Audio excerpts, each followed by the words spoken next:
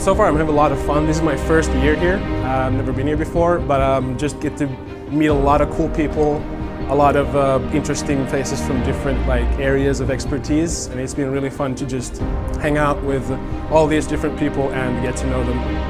It's been just a wholesome, nice, professional experience.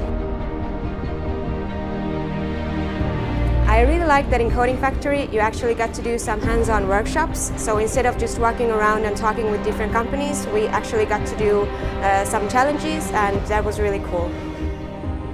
I think it's you get to, not only for the people who look for jobs and look for opportunities, but also for me just to see what kind of different technologies are out there.